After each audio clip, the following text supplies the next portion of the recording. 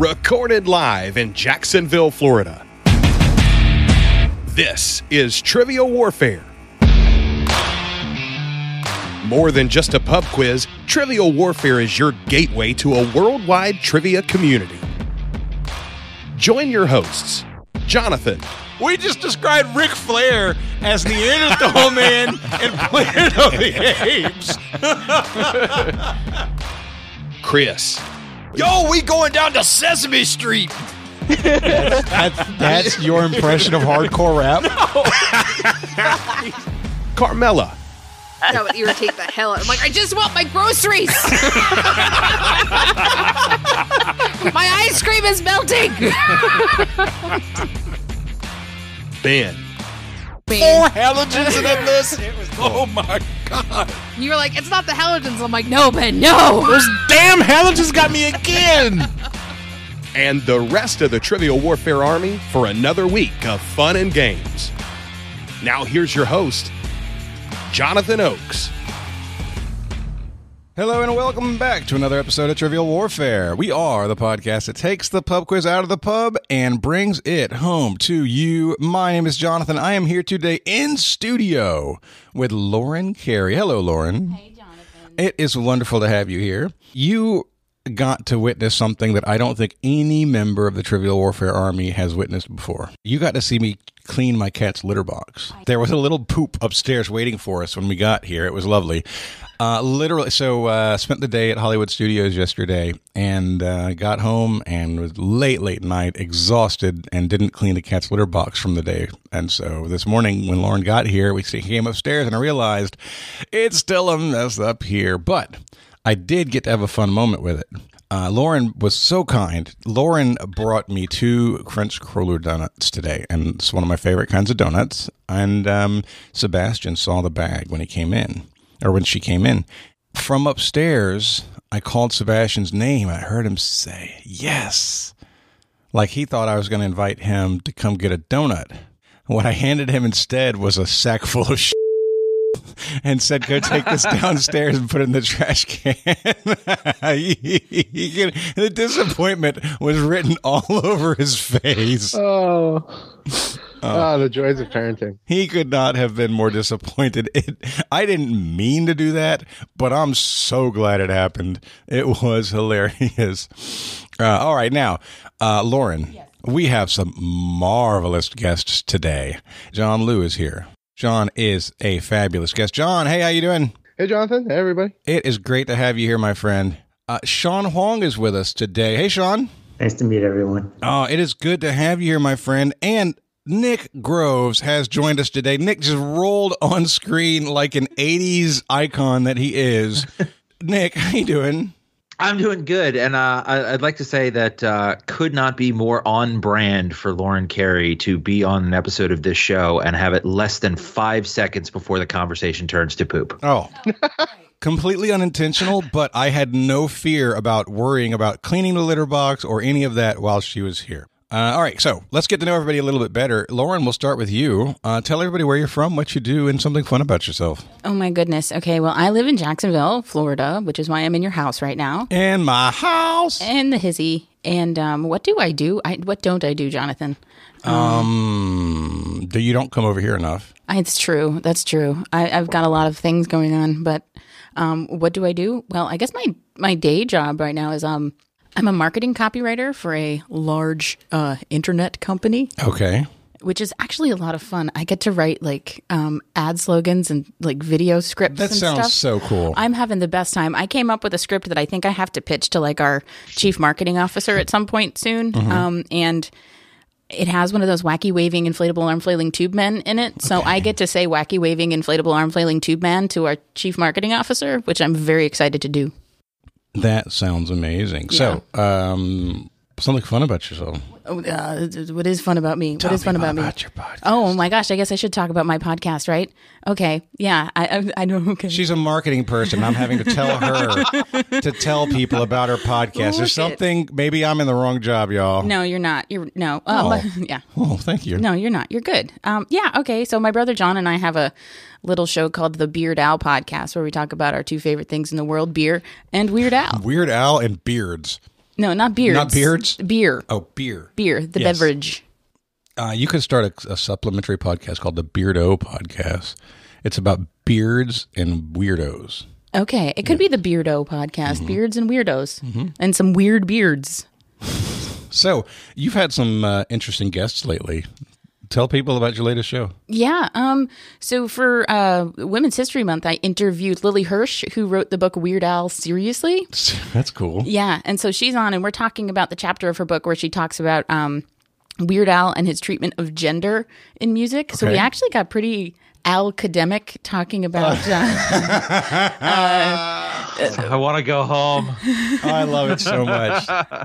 Yeah, talking about his treatment of like toxic masculinity and femininity in his music, which you don't think about when you listen to Weird Al, but then when you do, you're like, it's spot on. Where can people find your show? You can go to beardowpodcast.com.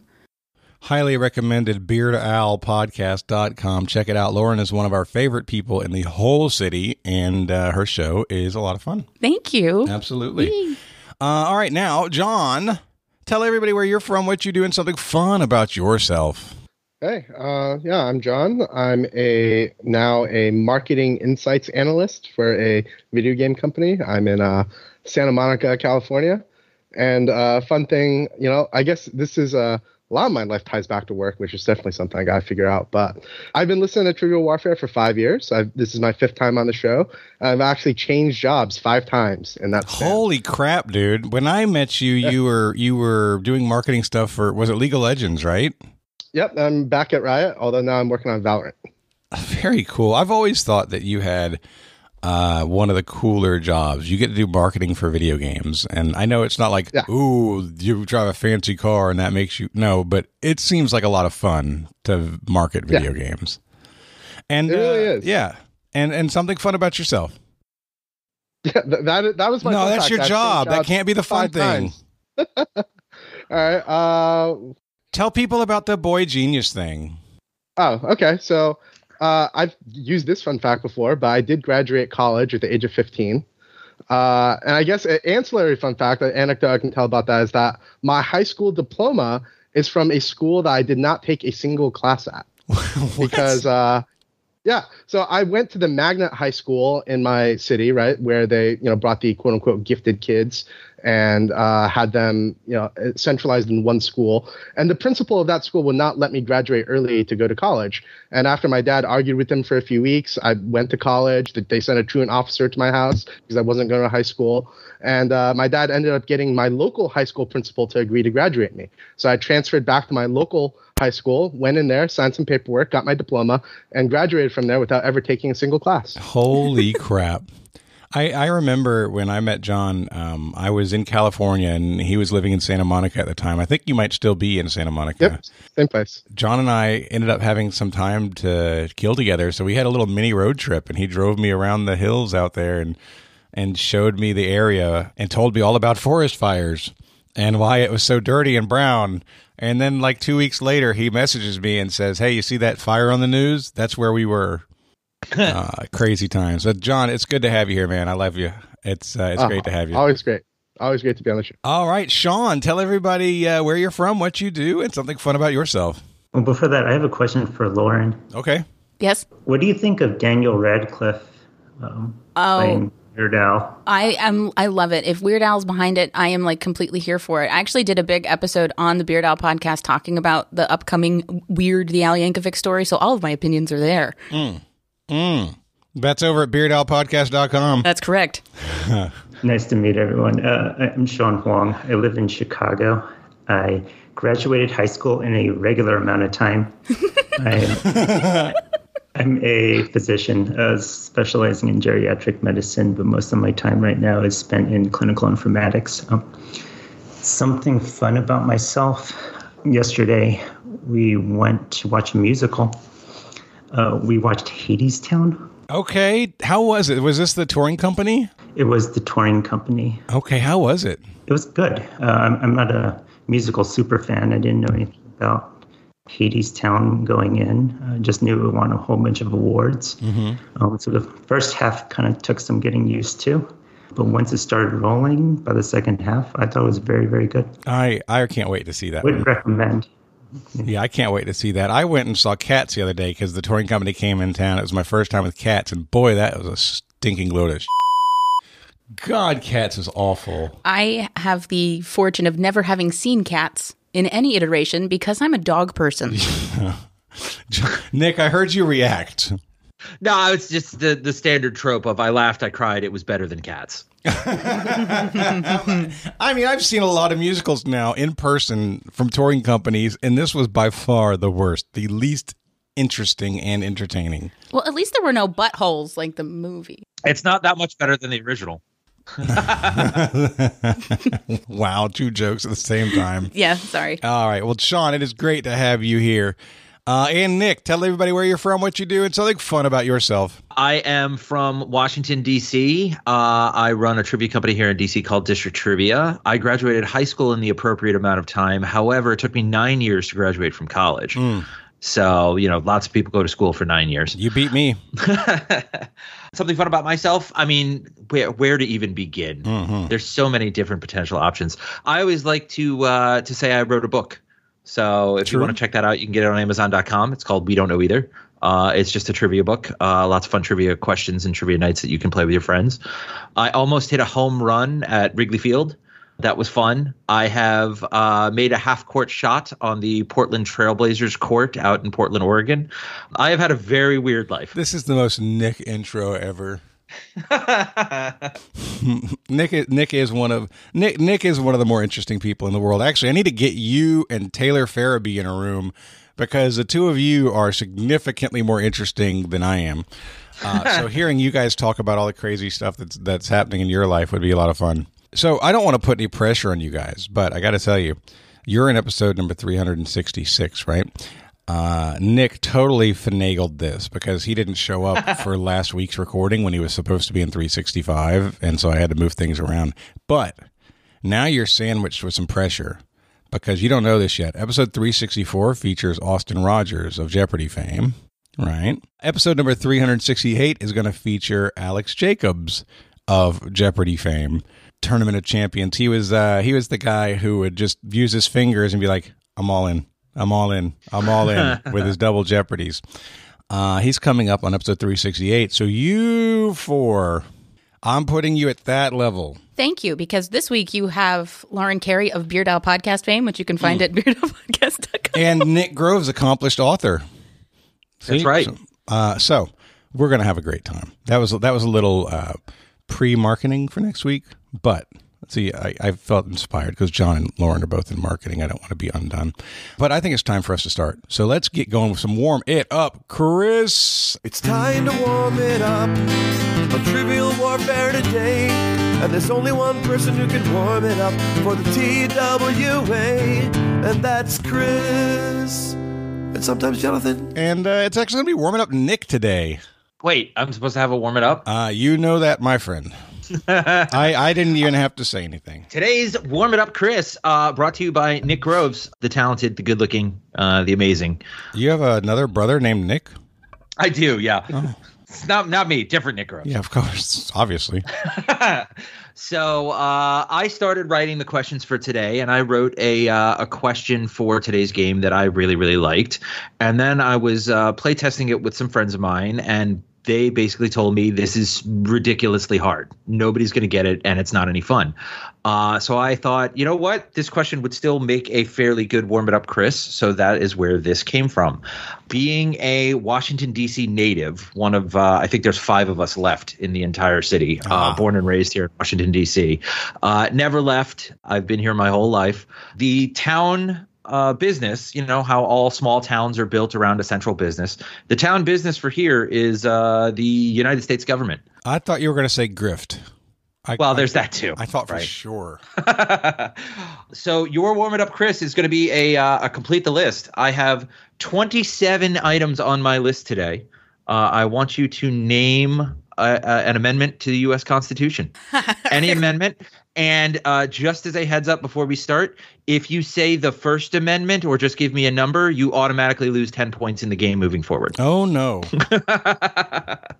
Oh, no. Okay. This is going to be awful. We will start with John. John, give me any amendment to the U.S. Constitution. Like, do I have to give number and what it is, or just name something that is? Oh, just okay. tell me something that is in any amendment. Okay, that's kind of you. We'll go with voting age set to 18. Voting age set to 18. That is the 26th Amendment. That is correct.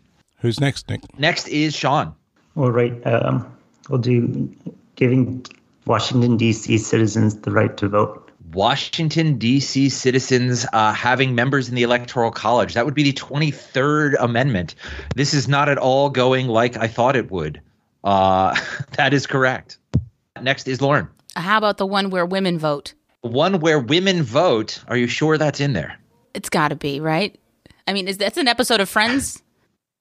It is an episode of Friends, yes. The prohibition of the denial of the right to vote based on sex. That would be the 19th Amendment. Jonathan.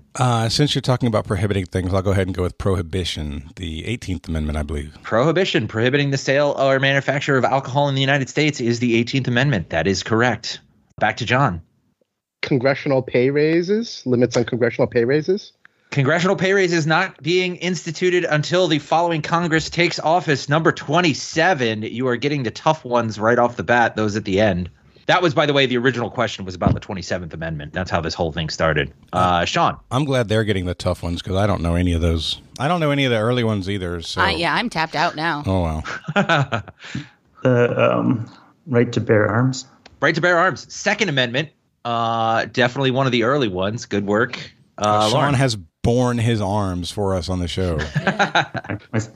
Puppies are sick. Let's see. The one where you can't own people?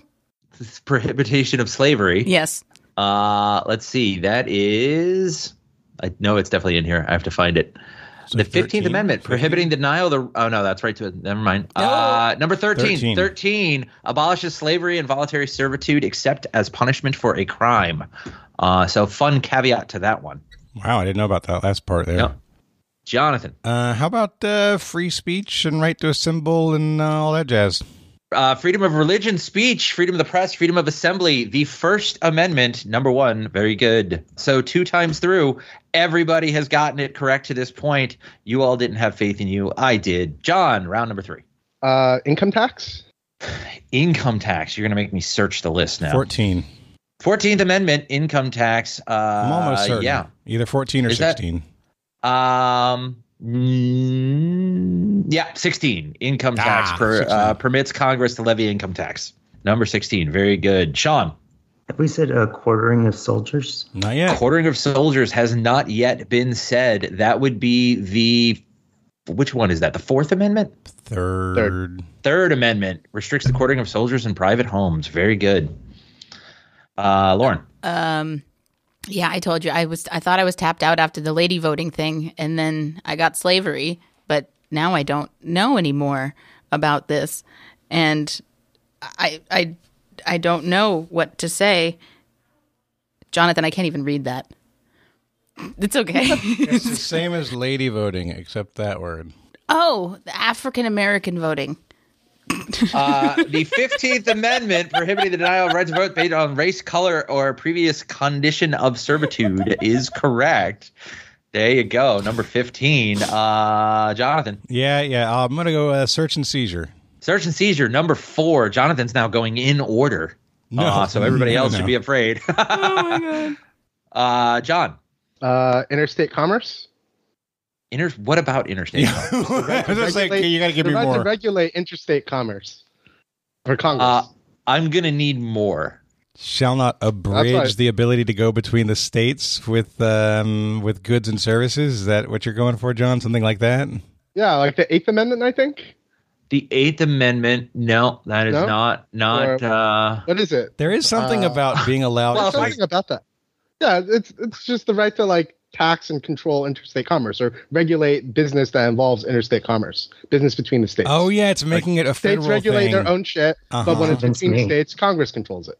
That's an amendment. Yeah. Or at least Nick, he's making or at least a major part of it. He's making an excellent case. I just don't see it listed here of any of the remaining ones. Do you want me to help you look? Yeah. No. Well, I mean, as long as you're not looking anything up. Oh yeah, because that's possible. I definitely do not see that in here. Well, I'm because you're looking at a list. I'm gonna Google Interstate Commerce Amendment and see what comes up. Okay. Interstate Commerce. I mean, I could do that too. Too late. I'm already here. 10th Amendment. The 10th Amendment states that the federal government shall possess only those powers delegated or enumerated to it through the Constitution, and that all other powers are reserved to the states. It's called the Commerce Clause. Look up Commerce Clause. It's an interpretation of it, I think. Right? I will. This is the actual wording of it, so I will accept that as the 10th Amendment as an excellent answer for John. And Jonathan can cut out the fact that I didn't know what I was talking about. Sean. Have we done cruel and unusual punishment? Cruel and unusual punishment. We have not done that. Is the 8th Amendment. Can we do that? Oh. Can we do? No, that's what it says. It says no. Oh, so we can't. Okay. Right. You know what? Y'all are doing such a great job. Skip me. Wait, no. Lauren, so right now what you're saying is that you're not 100% sure what the answer would be. So you don't want to, let's say, like, make yourself look guilty in some way. Oh, you self-incrimination. Self-incrimination. That would be the 5th Amendment. Yes. Very good. Excellent work, Jonathan. I'm going to go with number 21, the repeal of prohibition. The repeal of I am prohibition. just stunned that nobody grabbed after I gave prohibition earlier. Oh my God. I assume that would come immediately afterwards. Me too. John. What's left? We've got 1, 2, 3, 4, 5, 6, 7, 8, 9, 10, 11 left. Oh, I thought you were giving numbers. I'm like, no, that's not right. Yeah. No. I can give you the number. You want me to give you the numbers? No, not yet. Not yet? Okay. Not yet. Okay. I think I got at least one more, but without a number. Don't forget, honor your mother and father. Right? It's in there somewhere. Thou shalt not kill. Mm-hmm. That shall not covet your neighbor's ass. Yep. Definitely in there. Absolutely. Oh, due process? God, Due that was mine. process. That was the one. So which one is that? Speedy trial. It might already It's be like covered by 6. one of the ones we've already talked about. I think it's like 6 or 7. Yeah, so number 6 protects the right to a speedy public trial by jury. Speedy trial. And notification of criminal accusations. So that would be the 6th Amendment. John with another one. Sean. Have we said voting age to 18? We did say voting age to 18, yes. Oh, man. Go ahead and give the man some numbers at this point. Yeah. So ones remaining. We have 7, 9, 11, 12, 14, 17, 20, 22. That's too fast. Good God. 7, 9, 11, 12. 14. Okay. 17, 20, 22, 24, and 25. Oh. Okay. I'm trying to figure out a way to give Sean a hint without giving him a number, but I don't think I can. I can tell you this. The only person that has ever in the history of the United States been in violation of the 22nd Amendment is Roosevelt. Mm-hmm. That would be Franklin, right? Franklin Correct. Roosevelt, yeah. This is the third term? Setting term limits there you go. to 2 terms. Limited number of terms a person can be elected president is the 22nd Amendment. Lauren. None of this helps me. I mean, seriously, due process was going to be mine, but So in regards to due process, when you are given a trial, you have 12 angry people that will be looking at what you did. a jury? Provides the right to a jury trial in civil lawsuits. The 7th Amendment is correct. Trial by jury in civil lawsuits. Got it. Yep. Jonathan. I want to guess double jeopardy. Double jeopardy. If it is in there, it's probably one of the Cannot be tried ones for the same related thing to. twice. Yeah, that's probably either 6 or 7. Really? That's part of that one. Yeah. That's 9, 11, 12, 14. 14 is another one around 13. I believe that both 13 was slavery, right? Was the prohibition of slavery. Correct. And 14, I think, also has to do with, is that citizenship for former slaves? Is 14. Defines citizenship, contains privileges or immunity clause, the due process clause, the equal protection clause, and post-Civil War issues. There we go. So that is the 14th Amendment. That is 20. We've got 7 left. Do you want to go one more time through, or do you want to consider yourselves to be warmed up? We can work together and see if we can come up with any more. Does anybody have any ideas that might spark somebody else's thoughts? Is there like a civil rights amendment, like something that LBJ fought for? LBJ am I confusing that with the Civil Rights Act? That's an act. Yeah, that was an act. And the Equal Rights Amendment is not passed. Correct. Is there anything around statehood for like Alaska and Hawaii? Nope. No. Is there anything around? No, that was a Kansas-Nebraska act. It wouldn't be an act. 9. I can't believe we're not coming up with 9. That is disappointing. 7. Oh, number 9, yeah. Number 9, yeah. And number 25. 25, I thought, had to do with, like, is it drinking age? No. No. No, I thought 25 had something to do with age, because it was, when I was growing up, the 25th was the last amendment, and I thought it had something to do with an age. Oh, it's the age required to become president? No. Damn it. Is there anything to do with Native Americans? No. Is there something about presidential succession? Yes, that is the 25th Amendment, succession to the presidency. Good Very job, good. John. And with that, I think we're tapped out. Yeah. All right. Sounds like we're well and good, truly tapped out. Right. Remaining ones, 24th Amendment prohibits the revocation of voting rights due to non-payment of taxes. Okay. The 20th Amendment changes inauguration day to January 20th, or for senators to January 3rd. The 17th Amendment is the direct election of United States senators by popular vote. So that moved that to just a popular vote. The 12th Amendment revises the presidential election procedures by having the president and vice president elected together, as opposed to the vice president being the runner-up. Yep. The 11th Amendment makes states immune from suits of out-of-state citizens and foreigners not living within the United States borders. Okay. And the 9th Amendment, the one you were upset about, you shouldn't be. It's kind of a catch-all. It just basically says states' rights not enumerated in the Constitution are retained by the people. Okay. So what I'm hearing is that most of the ones we didn't get were administrative, detail-based ones, not wide-reaching, impactful ones. Except for number 11. 11 is an important one.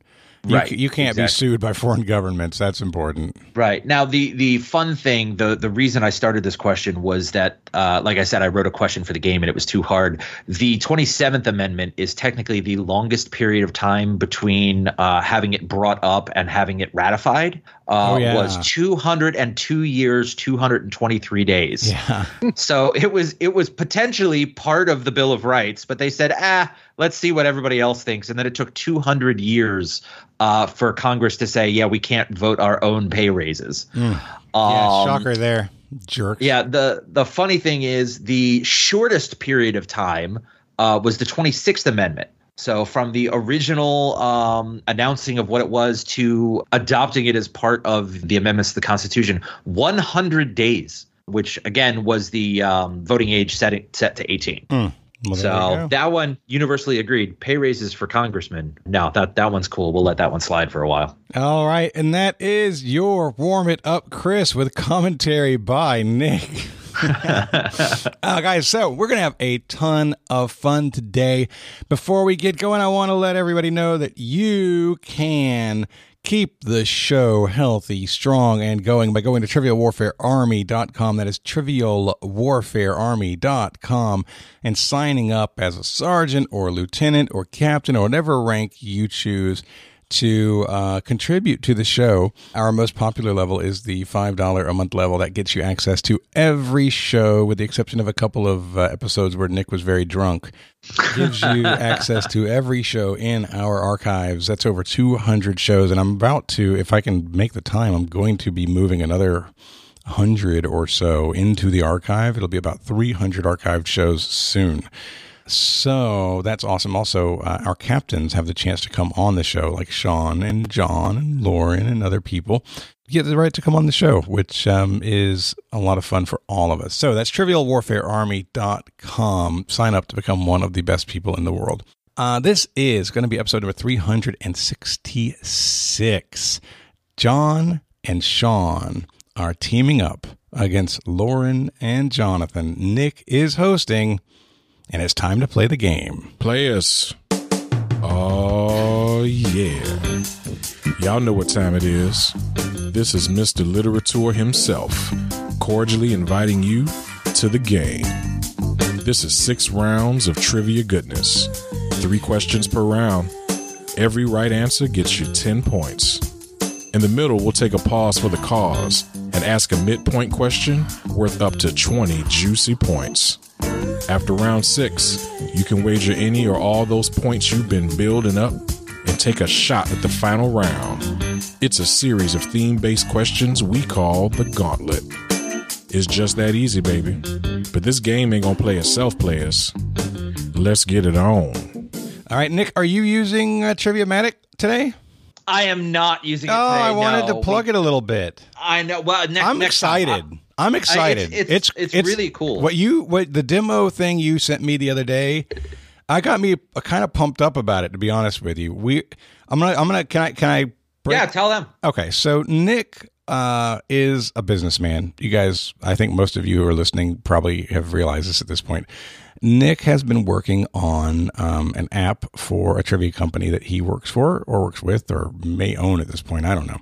Anyway, the app is called Trivia-matic, and he's designing an app that local trivia hosts will be able to use to collect questions and have their players utilize the system in order to play pub trivia using phones to submit their questions instead of the paperwork and the slips and stuff. And the really great thing about it is that it's kind of a thing where they could write in a real answer, not multiple choice, and the host can take like 30 seconds to a minute to grade correct answers, yes or no, and move on. And so that's a really awesome application. But to make sure everything works and to make sure he can accommodate all formats, Nick and I have been partnering, and he's been building out a version of this for Trivial Warfare, which means once it's finished, people will be able to play along with Trivial Warfare on an app and score themselves, was the answer that I gave correct or incorrect, and see what their score would have been on a leaderboard of all the people who used the app to play. That is so cool. It's I'm a legitimately great idea, isn't it? Yeah. And the way that it works, you'll be writing in your answers. We're going to have it set up to where at a certain point during the week, we go in and say, okay, this answer was written kind of funny, but we're going to mark that as correct. And so automatically any other answers who are written funny like that will also be correct. So we're not going to judge 1,000 different entries. We're going to judge 20, and they're going to cover everything. Yeah, no, it's really cool, and I'm really excited to share it with everybody. And like you said, it's the initial thought was it's a great way to host live trivia. Pre-pandemic, my company printed 1.9 million pages for live trivia everywhere we were doing it. You know, picture rounds, puzzle rounds, answer sheets, scratch pads, like everything we put out into the world. Since we relaunched in September, we have printed 0 pages. So it's also much better for the environment, which is nice. That's the truth. The individual copies of paper, by God. So really excited about that. That's why I was asking Nick if he was using it, because this is not some 2 years from now kind of thing. This is something that I think we're going to have in use. What do you think, Nick, by the summer? Honestly, I am hoping that we will be able to go live by episode 370 or 375 at the absolute latest. Yeah, so I guess we can expect to have Nick come back on. And in that game, he'll be playing, and I'll be hosting, probably using his newfangled technology. It's going to be a lot of fun. Okay, sorry to digress, but I am excited about what you've been doing over there, Nick. Yeah, it's going to be a lot of fun. We've had an absolute blast developing it, and honestly, one of the cool stages of the development process is when I get to go, hey Jonathan, download this. Right, just play it and tell me what you think. And he did this the other day, and I was like, "Holy crap, this is real now, and it's real good." Yeah, so couple of small bugs to work out of the system before we go live with it, but as soon as it's ready to go, everybody in the Trivial Warfare Army will absolutely know about it. All right, so Nick, I think we're ready. Round 1, question 1. Let's do this. All right, round 1, question number 1. Your category is business. What app developed by Nick Grove? No, I'm kidding. The theme of today's game is Nick. Yeah, that's it honestly sounds like an awesome app. Actually, I'm excited. Yeah, it is. All right, round one, question number one. Category is business. An adaptation of the game Lingo. What once-a-day word game website was bought by the New York Times for a reported $1 million? Yeah, we're locked in over here. Yeah, yes. Oh, already? All right. Yeah. I still play this. Lauren. Mm-hmm. Yep, every day. Should we 3, 2, 1 it? Yeah. Absolutely. Nick, count for us. All right, 3, 2, 1. Wordle. Wordle is your correct answer. You know me, I always like to start out easy. Both teams got that right, so good work. Round number one, question number two. Your category is movies.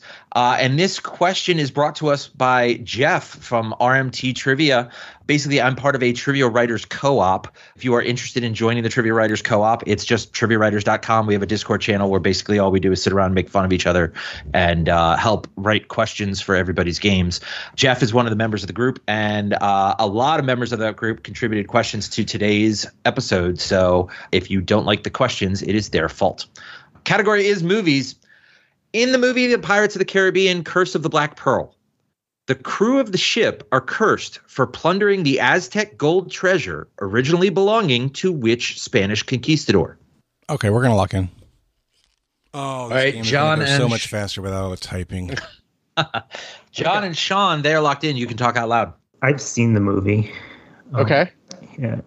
Sounds like John hasn't, but he mentioned Cortez, who was in the area. Yeah, Cortez is definitely Mexico. Although, for whatever reason, I associate him more with like the Pacific side. Although that doesn't really make sense, right? So yeah, okay. Yeah, he also mentioned Ponce de Leon, which I believe was a sequel. I think they were looking for the Fountain of Youth in one of the sequels. I know Blackbeard was there, but he's not conquistador. Yeah, and he was a pirate. The Spanish Blackbeard. Yeah, I'm okay with Cortez.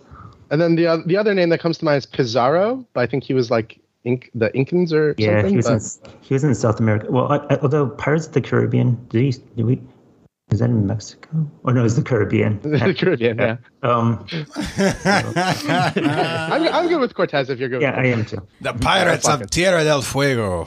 All right. Sean and John are in with Cortez, Jonathan and Lauren. It really, for us, became more of a thing of, okay, they're going to go with the most well-known person they can, and which one of those well-known conquistadors is associated with the Aztecs, which was central Mexico. Yeah, so we said Cortez. Both teams say Cortez. Your correct answer, Hernan Cortez. All right. Very good. Yeah, Ponce de Leon would be, I don't know if he got all the way to Mexico, but he definitely came to Florida because that's where the Fountain of Youth is, quote unquote, found in St. Augustine, as a matter of fact. Yep. It's now a tourist attraction. Also doesn't work. No, it does. It does. This is how I stay so young and beautiful. Right, yeah. Lauren is actually 73 years old. If they were smart, they would turn that tourist attraction into a day spa. That would be nice. Right? A Fountain of Youth. We use the water from the Fountain of Youth in our day spa. This is brilliant. Jonathan, sounds like a new business model for you. Honest to God, I should have done this a long time ago. Yeah. All right. Round one, question number 3. Your category is potential badasses of recent history. A possibly fictional folk hero. What is the nickname of the Ukrainian fighter pilot who gained fame on social media during the Russian invasion of 2022? Okay, I guess we could lock in then. All right, John and Sean are locked in. Jonathan and Lauren, you can talk out loud.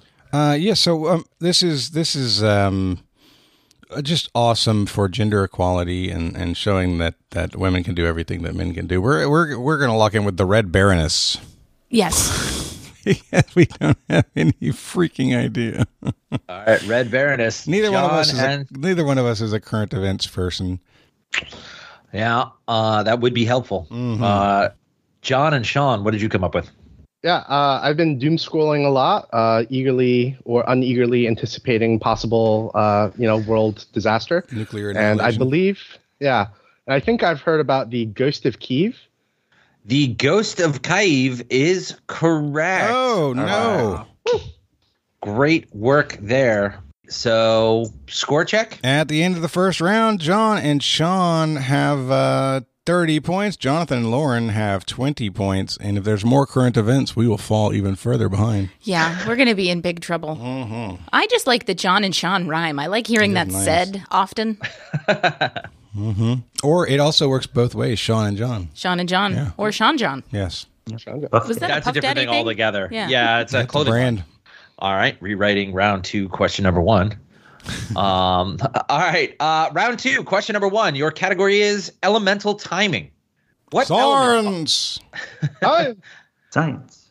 This question is also brought to us by Seth Morgan, so thank you, Seth. Thanks, Seth. What element on the periodic table is the basis for the setting of the standard SI unit of time? Lauren points out, time is a man-made construct. Your question is invalid. I think we can lock in. All right, Sean John locked in. Jonathan and Lauren.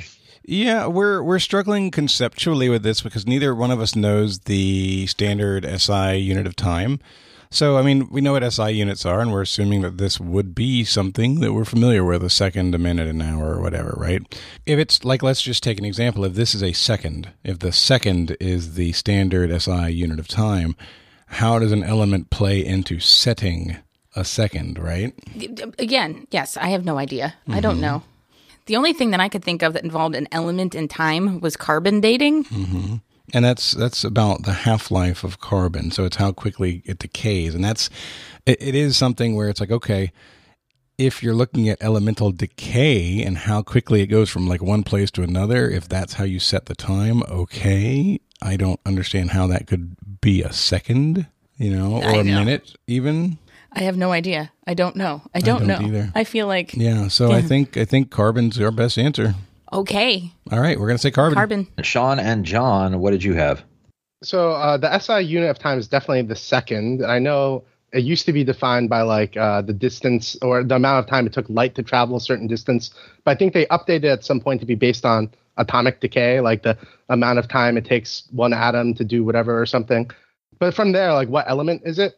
I know cesium is used in atomic clocks, and Sean and I talked about it a little bit, and that's what we ended up going with. All right, so Jonathan Lawrence said carbon. Sean and John said cesium.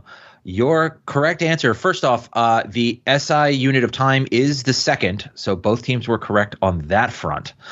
The definition of the second, according to the National Institute of Standards and Technology, defined by taking the fixed numerical value of the frequency of an unperturbed ground state hyperfine transition frequency of the cesium-133 atom.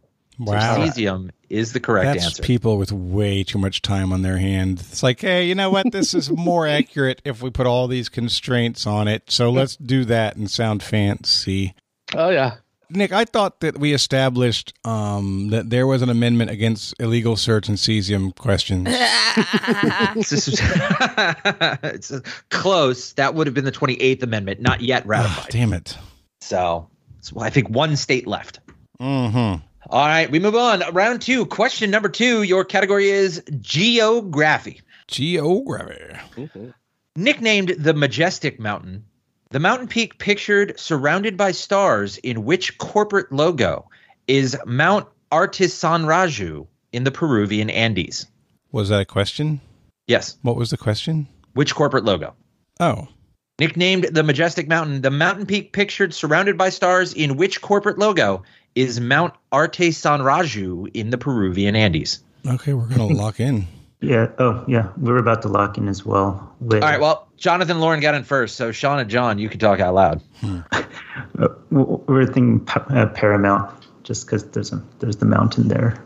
Yep. On the logo. All right. They said Paramount Pictures. Jonathan and Lauren. Yeah, we also said Paramount, and I knew that because I use my Paramount Plus app every day to watch The Price is Right. And it has Mount in the name, which is a giveaway.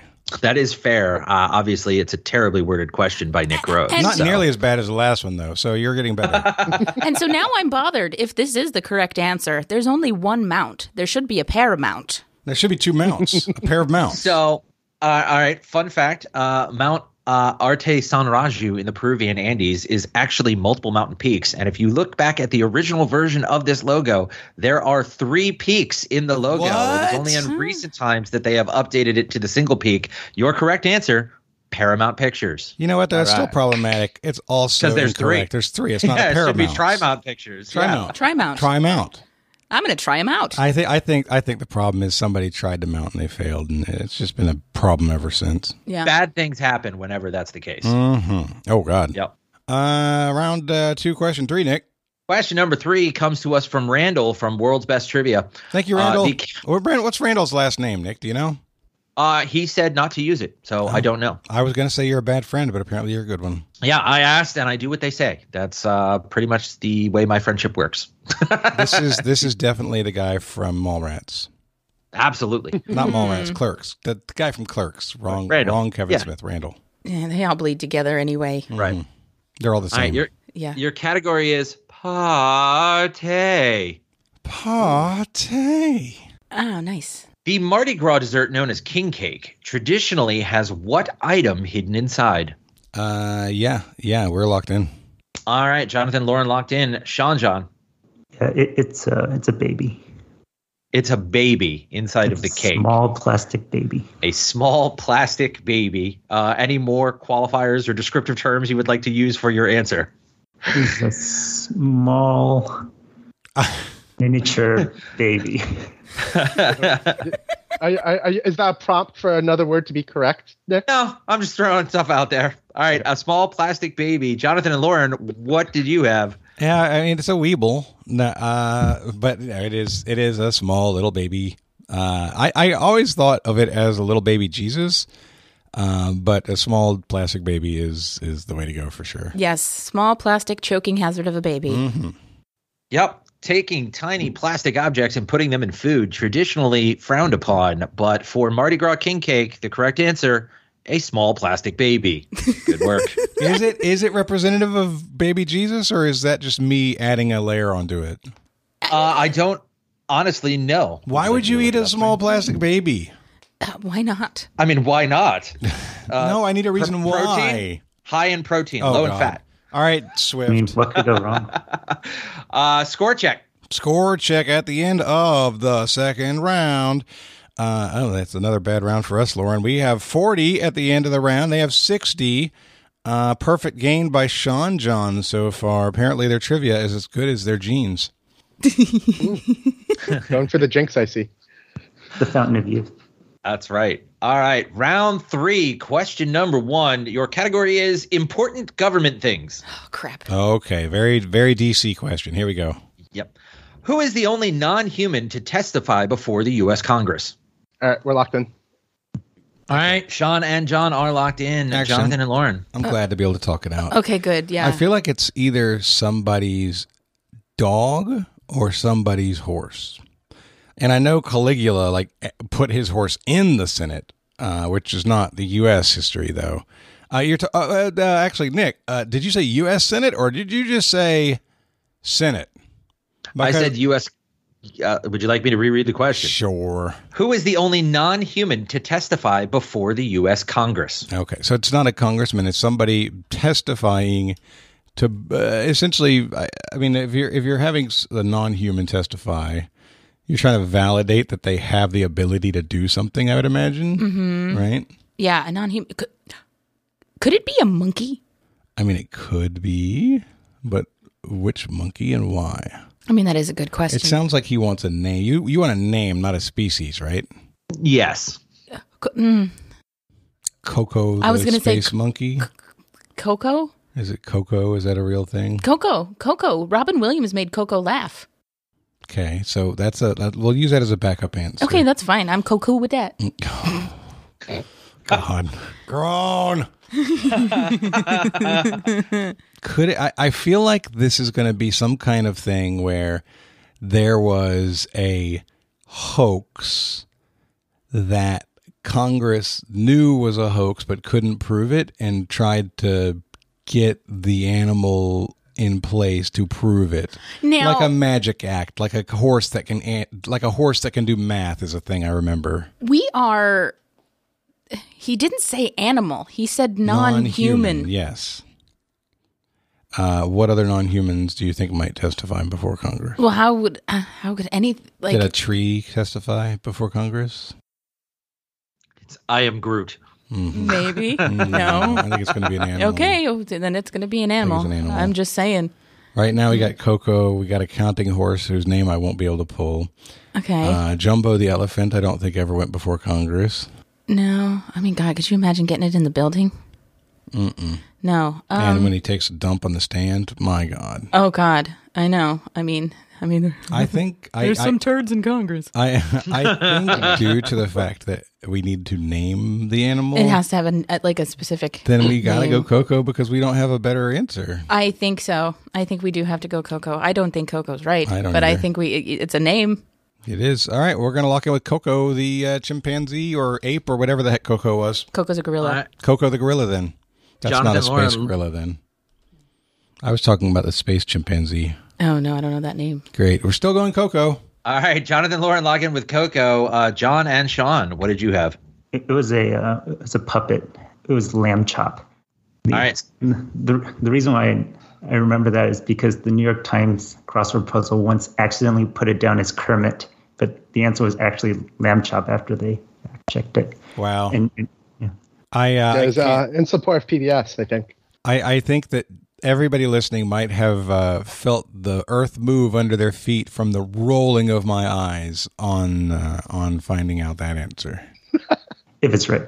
If it's right. Apparently, Nick is not Rose inclined looks to tell like us right something. now. It might not be right. Hold, please. Oh, there may be another non-human that has testified in Congress. He has to check and see if yours is a possibly right answer.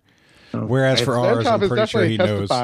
You could argue that's actually Sherry Lewis, or that's her name, right? Yeah, Sherry Lewis. Yeah, but not based on the answer I had. Or maybe you had like Big Bird or something. All right, so I'm going to do this, and then I will break down some of the research that I have done right now, and we can come to a conclusion. So the question was, who is the only non-human to testify before Congress? The one team said Lamb Chop, the other team said Coco. The answer I have is Elmo. Elmo appeared before Congress testifying for funding on PBS. Okay. And I'm trying to figure out with any kind of certainty whether or not Lamb Chop officially appeared before Congress. Oh, well, I mean, it should be a relatively easy search, right? Yeah, you would think so, but no, specifically.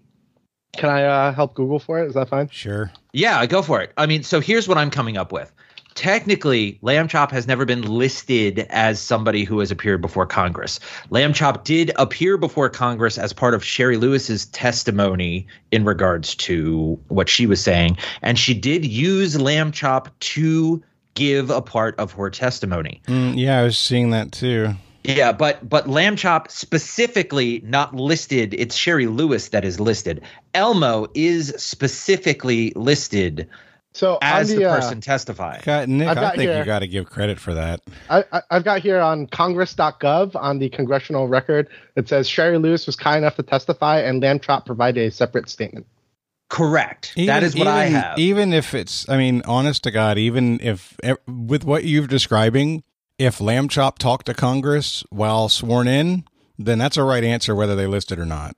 I tend to agree with you. That's why I was being so hesitant, was because it clashed with the information I had. But I think technically it is correct, which is the best kind of correct. So we will be going ahead and awarding the points to Shauna and John. More importantly, Jonathan, that maintains their perfect game. And I would hate a perfect game to be lost on a technicality. Lamb Chop. Jacob Bray knows the feeling. Yeah, from Things That Are Blank fame, if anybody hasn't heard that. But... yeah, so it also maintains the record of them getting a question right every round where we get a question wrong. So that's also terrible for us, Lauren. I'm really sorry, man. That's not your fault. Lamb Chop. I didn't know we were going for puppets. It wasn't an animal. It wasn't an animal. But it also wasn't a tree. All right, round 3. Question number 2. Your category is puppy papers.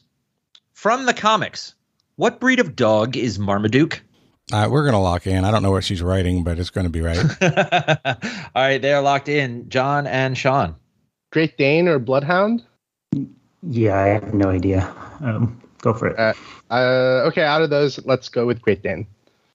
All right, they are going with Great Dane on their 50-50. Jonathan and Lauren, Why which way did you couldn't they go? go with Bloodhound? Yeah, Perfectly suitable dog. I feel like Sean John should have gone with the Bloodhound Gang. Very hip. That's not I am hip anymore. so groovy. Yeah. That's not hip. We said Marmaduke was a Great Dane. Yes. He's in a long line of illustrious Great Danes in animated capacities. Yeah, he is.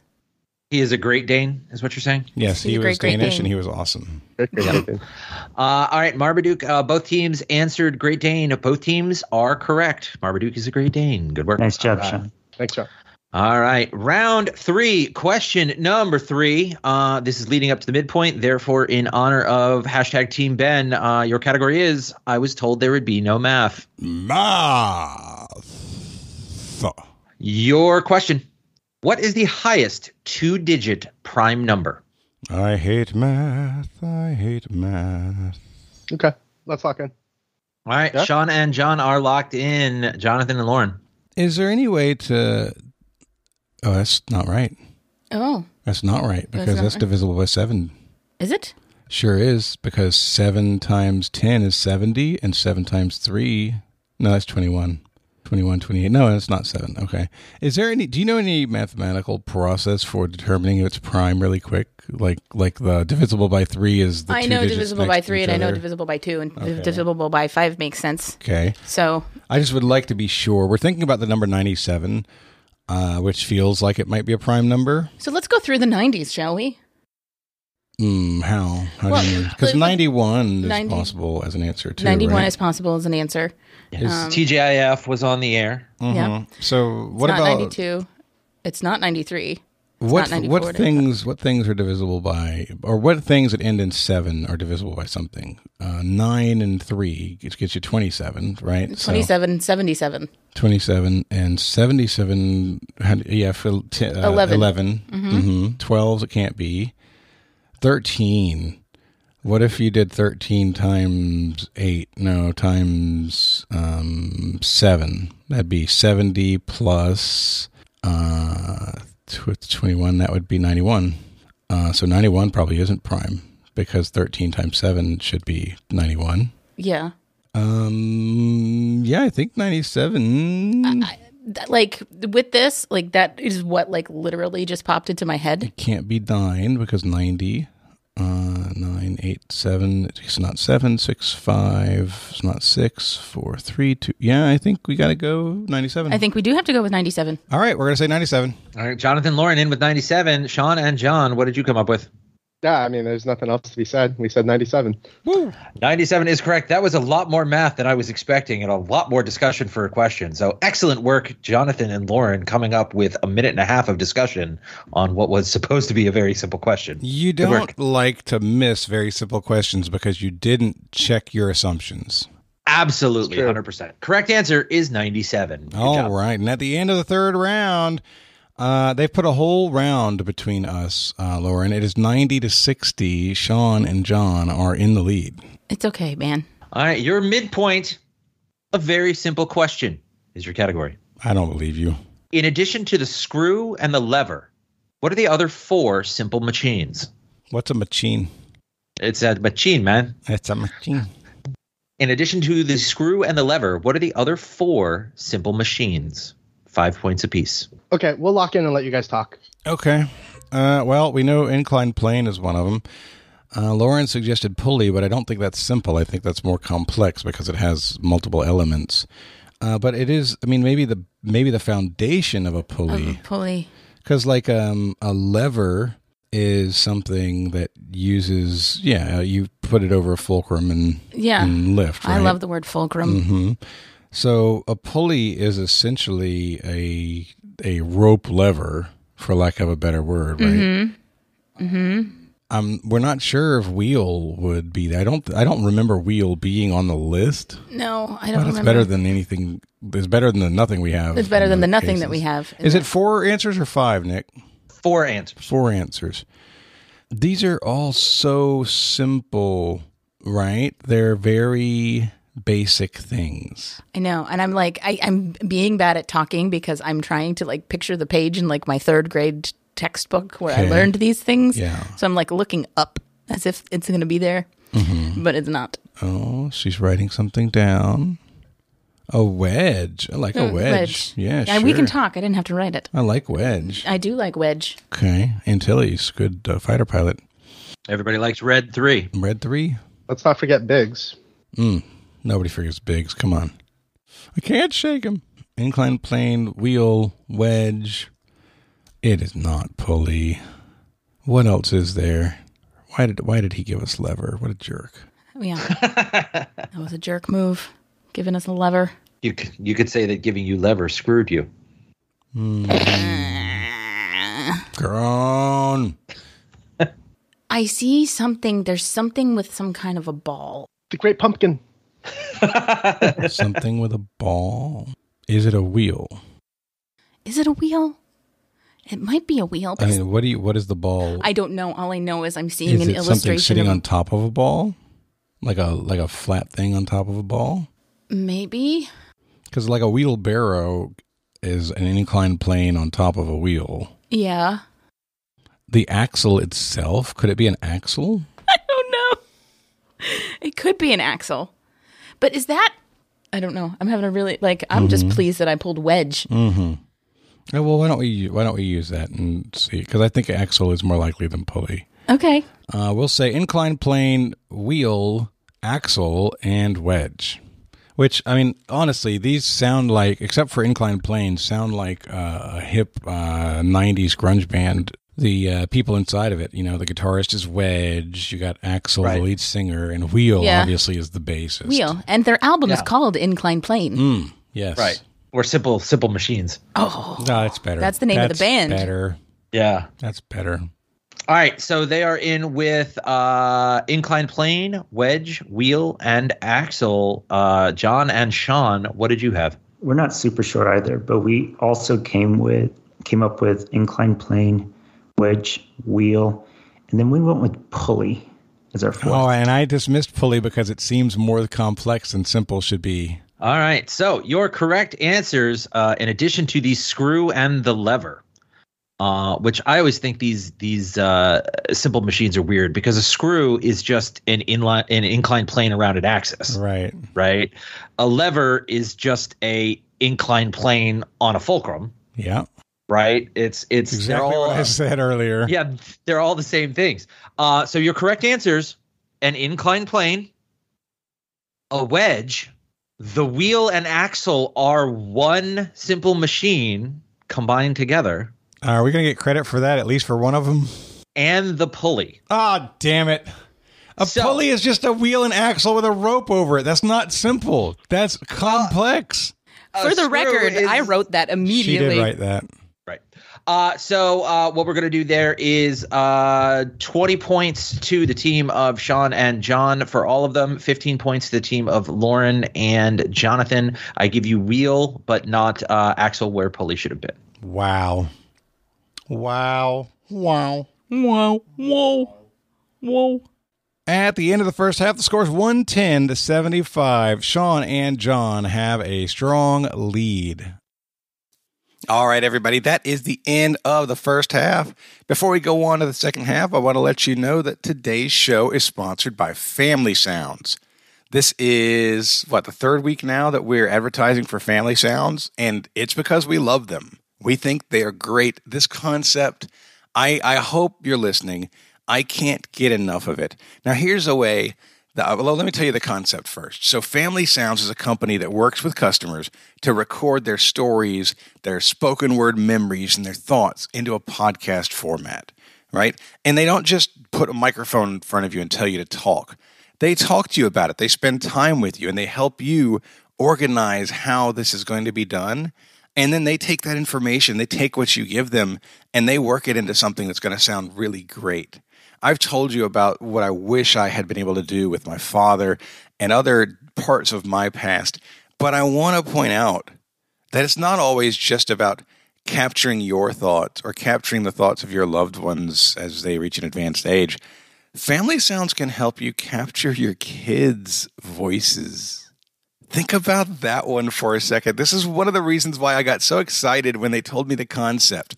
Think about how cool it would be 20 years from now to have your sons and daughters' voices telling their stories in a podcast form. Not just a little 2-second video that's going to get lost somewhere. I'm talking about a real podcast. What if you were to do something where you have your kids do a once-a-year episode where you see them growing up and you go through the process of watching them grow up and listening to them grow up? What a treasure that will be 20 years from now. What a treasure that will be 30 years from now. This is such a wonderful way to capture our family members, our loved ones, even our friends on a more permanent and well-produced medium. Family Sounds is the company that I would work with to do that. They have extensive experience. They craft stories for public broadcasting. They're a well-run company by good people that I like. And they're going to use their expertise to take what you provide and do something awesome with it. This is a great opportunity. There's no reason to wait. You can learn more about Family Sounds by visiting www.family-sounds.com/TWA. I'm going to put a link in the show notes, so you can just go there and click right on it. www.family-sounds.com/TWA. It's Family Sounds, your memories in a podcast. Today's show is also sponsored by BetterHelp. You guys know that I absolutely love BetterHelp. I think it's a great service. And I think that sometimes we don't really think about all the different ways that we can benefit from having a counselor, having somebody to talk to about different things. You know, we kind of ignore things in our lives because we don't have time to think about them, right? Things like headaches or teeth grinding or even digestive issues, right? I'm sure I'm not the only one who can get an upset stomach or an upset bladder, to get personal, when I'm stressed out or when I'm upset. And that's not even to mention doom scrolling and not getting enough sleep or always feeling like I need to sleep. All kinds of things in our lives are indicative of stress and too much going on and not taking enough time for ourselves. This is absolutely true of me. I'm betting it's true of you. Stress can show up in all kinds of different ways. BetterHelp is a service that can help you work through your stress. When you're matched up with your therapist, you're going to be able to talk to them about the things that are stressing you out, about the things that you're worried about. Sometimes just talking about them and getting perspective can be a big difference maker. And that's not the best that can happen, right? The best that can happen is that somebody you're talking to helps you to put things in perspective or helps you to realize that this thing that you're putting so much importance on isn't something that you can control and teaches you how to let go. These are all things that counselors at BetterHelp can help you with. Counseling is a needed part of the modern life. I'll just flat out say it. We all need somebody to talk to. What makes BetterHelp great is that they're the most convenient way to do that. BetterHelp is a customized online therapy service. You can do it on the phone. You can do it with chat. You can do it with video. You don't have to use a camera if you don't want to. It's more affordable than going face-to-face and seeing somebody every week. It can lower your stress. It can help you to feel better about yourself and teach you skills and tips for dealing with day-to-day life. I want to recommend it to you, and I'm going to tell you right now, this podcast is sponsored by BetterHelp. We all know that. We've been sponsored by BetterHelp for over a year now, and it's a two-way street. They like us. We like them too. So we're sponsored by BetterHelp, and Trivial Warfare listeners can get 10% off of their first month at BetterHelp.com/TWA. That's right. You can get 10% off your first month at BetterHelp.com/TWA. That's BetterHelp, BetterHelp.com/TWA. Today's show is also sponsored by Every Plate. I don't know if you're like me, but somehow I bet you are. And when I go to the grocery store, I'm thinking I'm going to get these 10 things. Maybe if I'm going for a restocking of the house, that's a different scenario. I'm going to spend more money than I should, right? But sometimes I go to the grocery store and I'm just going to pick up 5 things, or I'm going to pick up 10 things. And I got to take the time to get in the car, get dressed, get gas, go, come back, put everything away. And I always spend more money than I intended when I walk into a grocery store. And maybe it's just that grocery store magic where they set it up and tempt you with different things. But when I walk in, I start walking towards the things that I need. And then I realize, oh, I also need this and maybe some of that. And, oh, that looks good. Gosh, those sweets in the bakery, maybe I should stop and get some of that. By the time I get out of the grocery store, I've spent $30, $40, $50, and inflation now, $100 more than I intended. Every plate helps me to curb that, to stop that, because every plate gives me everything that I need in the box. They have it pre-packaged. They have it pre-portioned. It saves me money and reduces the amount of things that I throw away because I have what I need from them. It's a really, really great way to put good food on your table. Not instant meals, not frozen dinners, but good food, home-cooked meals that don't take an hour to make, that take around 30 minutes. Every plate is that option. You can have good, healthy food that you can enjoy the fact that you made and you know what it is and how it came together. And you can do it at a price that's going to save you money over the different trips going to the grocery store. That's a big difference maker, guys, and that sets every plate apart. I have had great experiences. Sebastian doesn't like everything, but more often than not, the food that I'm getting with every plate, he finds delicious, and that means everything to me. You can try every plate today for just $1.79 per meal by going to everyplate.com and entering code TWA179. Guys, $1.79 per meal. It costs like $4 to buy a Big Mac now. You can get a full meal with the protein and vegetables, seasoned well, for $1.79 a meal. This is a good deal.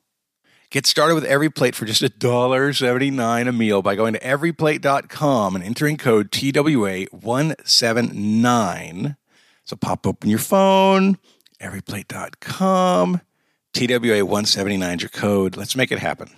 I think that you'll be thankful that you did. All right, let's get on with the second half of today's game. All right, round 4, question number 1. Your category is politics.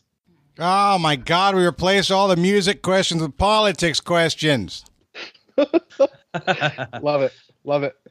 Al Gore was a member of the U.S. Senate representing which state? Okay. You guys locked in? Cool. Then, Lauren, my gut is telling me Tennessee. That's what my gut was telling me, too. Yeah. I have no basis other than my gut was saying that, and then your gut says the same thing. Two guts can't be wrong. They might be. I mean, and he did think that he invented the internet, but that was just because Tennessee was so late to get the internet that he thought he had done something new. Right. Yes. Right. That's exactly what happened there. So we're going to say Tennessee. Tennessee is the answer from Jonathan and Lauren. Sean and John, what did you get? Yeah, 4 guts can't be wrong. It's Tennessee. Oh, man. I will say, Al Gore probably was the single senator who did more than anybody else to get funding for the development of the internet. He deserves a little for bit. him. Both teams' guts say Tennessee. Both teams' guts are correct. All Tennessee right. is the correct answer. Starting off second half strong. All right, round 4, question number 2. Your category is the sport that probably isn't happening. MLB spring training is usually held in either the Grapefruit League in Florida or in which other league held in Arizona?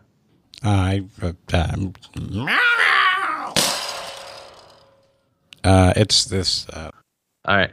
They got thunder. Sean and John. Perfect game on the line. Yeah, it's definitely the Cactus League. Is it? Okay. Wait. Oh, what's Mesa? Oh, is Mesa where they play? Yeah, Mesa is like one of the regions where they play in Arizona. It's spread out, but I'm like 100% sure it's the Cactus League. Awesome. Thanks. All right, let's do it. All right, they're locked in with Cactus League. Jonathan, you had the Meow Meows. It's no fun to have thunder when other people know the answer too. Yeah. Well, I mean, I didn't. Yeah, I mean, it is the Cactus League for sure. All right, both teams says Cactus League. Both teams are correct. Not to be mistaken for the Arizona Fall League, which is also in the same area, but it's a developmental thing that happens after the main season. Is it remedial baseball? No, it's when every team sends a couple of interesting prospects that they're high on to get more experience engaging with other hot top prospects from other teams and coaches. So it's almost like minor league all-stars across levels. You know, I was thinking it's almost like an exchange student program where you're hoping that your exchange students will come back and bring knowledge from the other teams. That's neat. Yeah. Yeah. All right. Question number 3 in round number 4. This question is brought to us from Jay from Liquid Courage. So thank you, Jay. Thank you, Jay. Your category is we have some bad history. Bad history. All right. It's unlucky that you guys got this question, but mentioned in Dan Brown's The Da Vinci Code and historically accurate, on what memorable day in the year 1307 did Philip IV of France order the arrest of the Knights Templar? Wow. Give it to us again. Yep. It's unlucky that you guys got this question, but mentioned in Dan Brown's The Da Vinci Code and historically accurate, on what memorable day in the year 1307 did Philip IV of France order the arrest of the Knights Templar? Is this month end day? Just, I'm not going to clarify. Okay. Okay.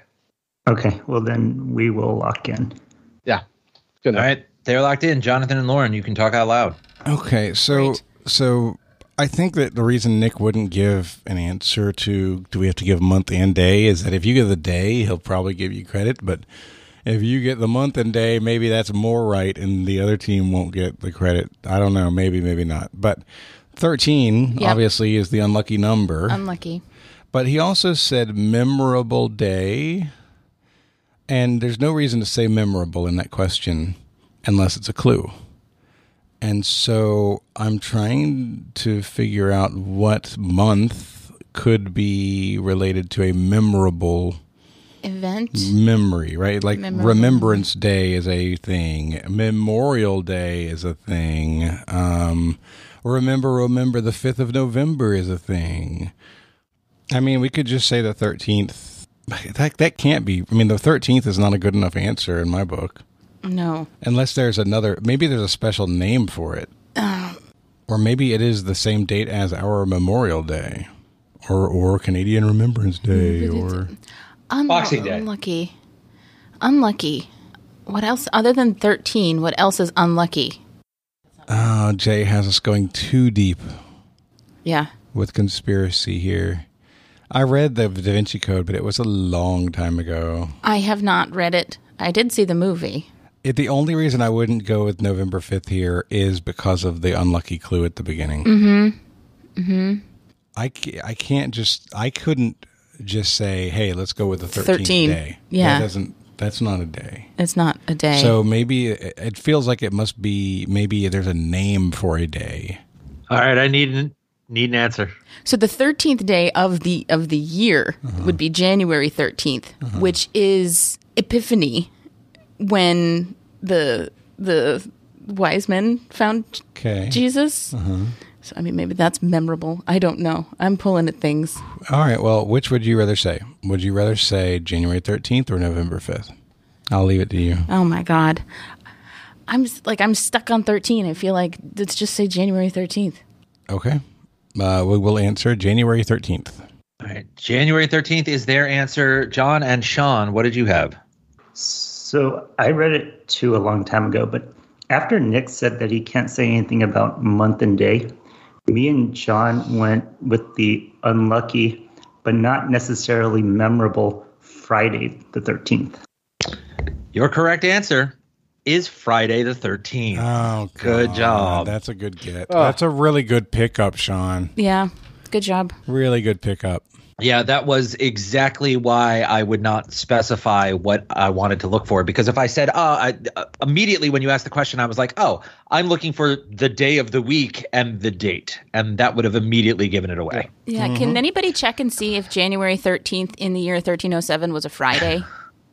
I will check right now. That's a really good point. I guess that would be the Julian calendar back then, right? Yeah. So that would have, that's. Oh, so close. It was Thursday. Darn it. Oh, my gosh. I feel like we should have given it to them if it was a Friday. Well, maybe not. All right, score check after round number 4.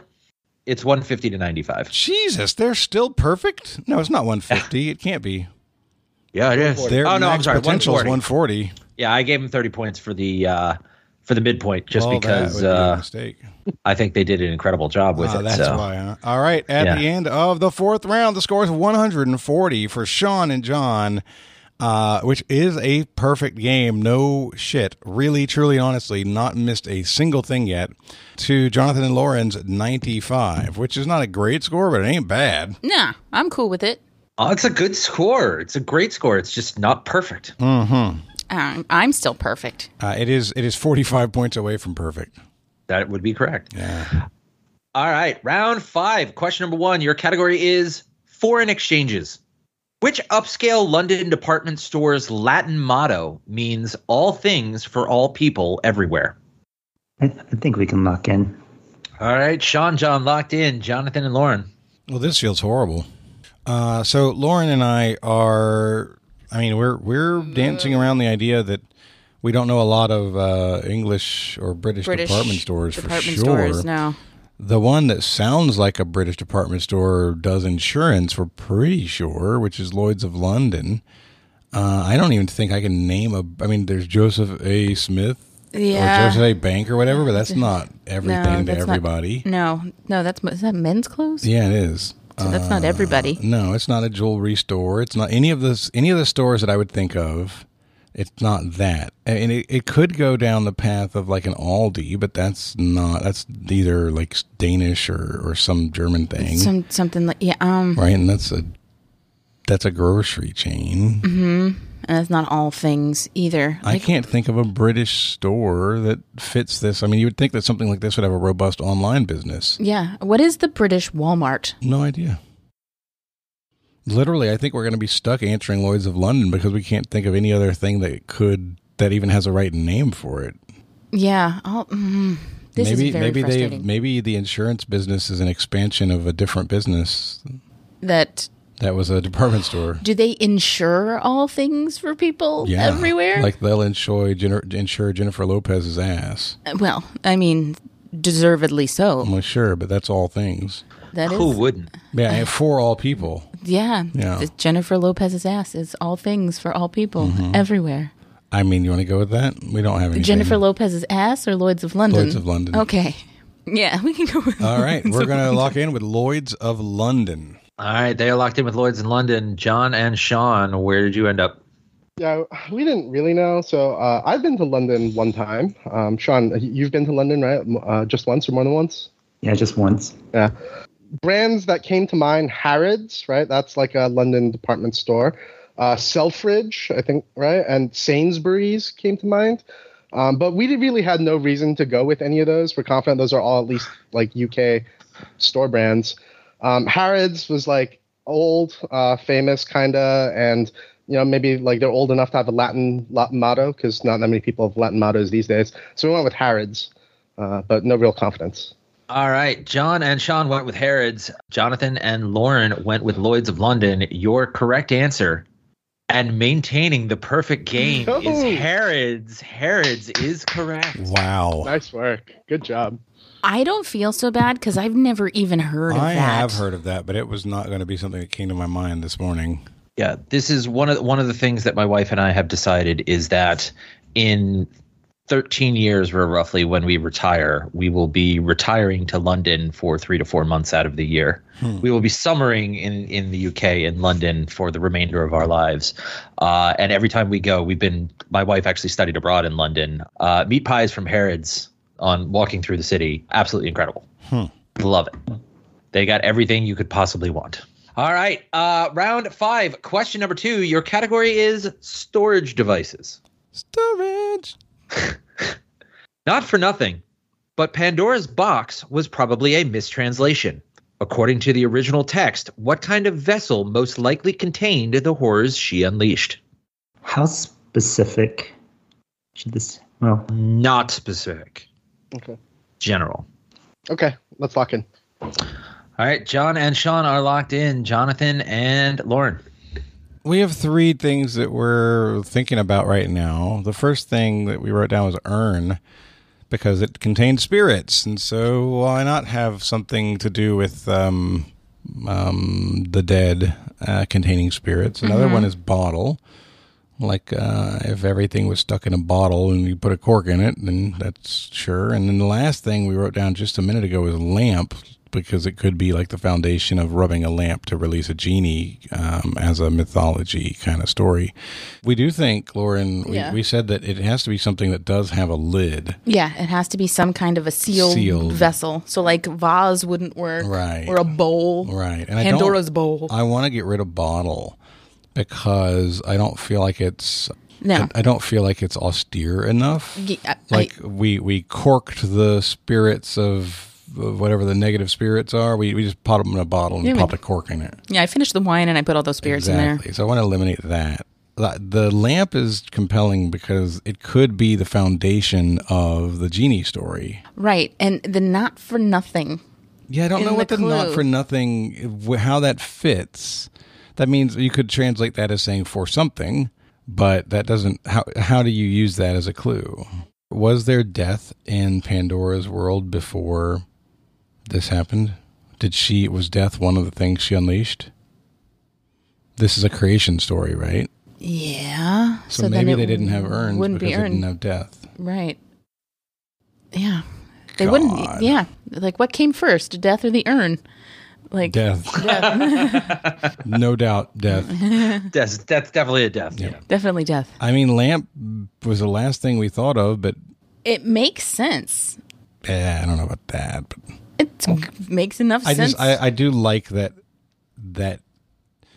the way mythology is used is that you think of a theme, and then that theme is changed throughout the world depending on what people are trying to say. So that is something similar. Yeah. Yeah. I mean, it's just like the game of telephone for mythology. So do you want to say lamp? Sure. All right. We'll guess lamp. All right. They are locking in with lamp. Her nickname among the ancient peoples was Lampy. Lampy for sure. Right. Yeah. I like lamp. Lamp Pandora. Lamp Dora. I love lamp. I love lamp. Yes. It was a leg lamp. It was a leg lamp. Fragile. It's from France. John and Sean, what did you say? Yeah, we didn't know for sure. We, talked about coffin as maybe an option, but at the end of it, we came back to just jar. We know there's like they put lots of things in jars back then. Maybe amphora if you needed to be like specific, but he said no, so we went in with jar. All right, they said jar. Jonathan and Lauren said lamp. Jonathan, is there something nearby you, perchance, where you store your nothing? It is a jar of nothing. Yes, right here. Directly in front of you, standing within eyesight. The correct answer is a jar. Holy crap. Lauren, they are beating our asses like we stole something. A good thing I insured mine. Did you insure it with Harrods? I hear they'll sell anything to anybody. Yeah, I insured my ass at Harrods. Would you have taken urn? I don't know. But since it's not actively in question, I will not come down on one side or another. I'm like now wondering if they are going to miss something, because this is serious now. It's what is the deepest anybody has ever gone? We've had a perfect game. Yeah, we've had a perfect. We have had a perfect game. Mm-hmm. Okay, good to know. Not many though. No, very rare. I mean, out of 7+ years of doing this, like 1 or 2. I was on one. Were you really? Yeah, the Weird Al show. Doesn't count. Well, it was perfect. Yeah. But, like, I think both. Lauren, any episode that you're on is a perfect episode. Thanks. It's true. All right, round 5, question number 3. This comes to us once again from Jeff from RMT Trivia. So thank you, Jeff. Thank you, Jeff. Your category is video game fantasy. What is the name of the Mike Tyson-like boss in Street Fighter II who shares his name with the monster that is the cause of the downfall of Gandalf the Grey? I mean, I got meow meows for that. Meow meow. Yes. Okay. Yeah. So, Yeah. So Are we going to 3, 2, 1? Double 3, 2, 1? You can if you want to. All right, ready? 3, 2, 1. Balrog. That is correct. Balrog is your answer. That's Good job. much harder if you just give the Street Fighter clue, because I'm thinking about Street Fighter. I'm like, Mike Tyson? I don't remember a Mike Tyson-like character. Yeah, he was the Vegas boxer that was the first boss in Street Fighter 2. Basically, the way the story goes is that character was originally named M. Bison, but since that was too close to M. Tyson and he was a boxer who had a similar build, they then switched around all the bosses. So the final boss was originally Vega. They moved M. Bison to the final boss, and they moved Vega to the Barcelona wall crawler. Yeah, guy. I had remembered Vega, and I knew about the M. Bison. I didn't realize Balrog was a part of that combination as well. Did his naming have anything to do with Lord of the Rings? No. No. No, Or maybe but it didn't. Maybe it was like a general word that they pulled from that, though. I don't know. yeah, it's possible that they pulled Balrog straight out of Lord of the Rings. Could be. At the end of the 5th round, perfect game continues 170 to 120. No, we missed one. Right? We missed ours. You missed 2 in that round. Oh, you missed crap. I'm just Harrods and Jar, so it's 170 to 105. Just keeping whatever score I want over here. Like, this game has been like written for me. Like no math, plenty of history, geography, no music, no pop culture. Yeah. I'm the I spent music 2,000 hours playing Balrog in Street Fighter 2. John is one of those not pop culture people. Like, he just defers to those questions, and we haven't had any of it, Lauren. Lauren is a pop culture person. I would argue that the Ghost of Kiev is pop culture right now. Current events. All right. Cesium is an element of time. Yeah, that's pop culture. Yeah, sure. all the kids are talking about it. That's right. Score check. It's 170 to 105, and honestly, guys, if you just get 3 more questions right, you've got a perfect game through the main game. Nobody's ever gotten a 400, I don't think. That is the panacea. That is the nirvana of Trivial Warfare. So if you get the next 3 right and then bet it all and get all 3 right, then that is going to be the best game in Trivial Warfare history. And your best chance to win. Right, I was going to say, they're going to get a perfect game, bet it all, lose. You're going to bet nothing and win 1-0. That'll be the final score of the game. All right, we move on to round number 6. This is where the wheels fall off. Question number 1, your category is Televisiones. Televisiones. A good friend of star Alan Tudyk, Nathan Fillion is the voice of what kind of beaked animal on the sci-fi show Resident Alien? When you say what kind of, do you mean a species or do you mean generally? I'm looking for a type of animal. Okay. Yeah. Yeah, so if, for example, you were to say a monkey, that would be the type of answer I am looking for. Obviously, that is not correct, but... All right. We'll lock in. All right, Sean John locked in. Jonathan and Lauren.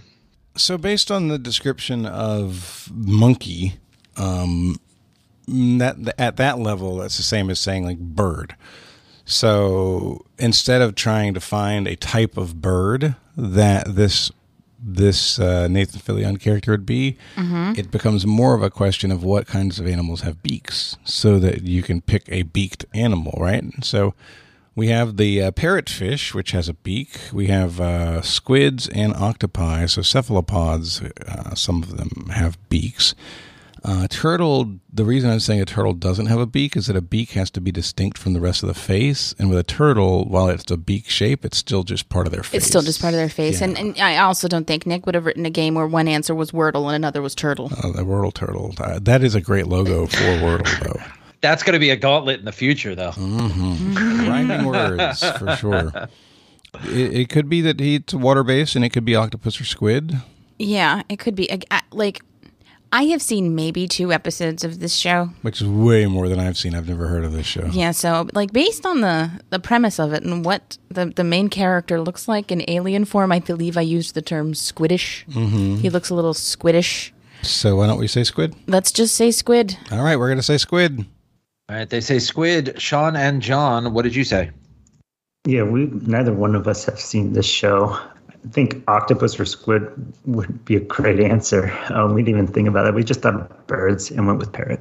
All right, so we got squid and parrot. Your correct answer is octopus. So I am giving points for squid. Are you really? Close enough, yeah. Well, then that's just generous because we're sucking, but we'll take it. Yeah. It's a cephalopod. It's a different animal, but okay. It's squid. It's a cephalopod, and squiddish. technically, without doing any further research, I'm not sure whether his character is technically a squid or an octopus. I think it's an octopus. Okay, but I'm going to cover my own ass and accept both. Now I understand. Now I understand. This isn't generosity. This is laziness. Got it. Absolutely. Understood. This is the key to my trivia writing. It's not about being nice. It's about me doing less work. I gave us 115 points for that answer, Lauren. Great. Ooh, so in the lead. Now we're in the lead. Sadly, that costs Sean John their perfect game. We were talking about pop culture just a second ago, and you said this is the round where the wheels come off. It took exactly one question to make that happen. All right, round 6. Question number 2 comes to us from Tim from 910 Comedy. Thank you, Tim. Thank you, Tim. Oh, Tim. I know Tim. Yeah, Tim's great, right? Yeah, I love Tim. I really do know Tim. Your category is sports. Sports. What is the nickname of the home stadium of the Ohio State Buckeyes? So named because the seats used to only wrap around 3/4 of the stadium. Yeah, this is where John says, you did really write a perfect game for me because I graduated from Ohio State. And No, we can lock in. All right, Sean and John are locked in. Jonathan and Lauren. I think it's based on the description. At first, I was like, is this the big house? Which the big house is a place, but it's not that one, apparently. Nope. So this is obviously a horseshoe. Yep. I don't know if it's like a big horseshoe or if it's just called the horseshoe. I think we just got to go with the horseshoe, though. I think we just got to go with horseshoe. All right, we're going to say the horseshoe.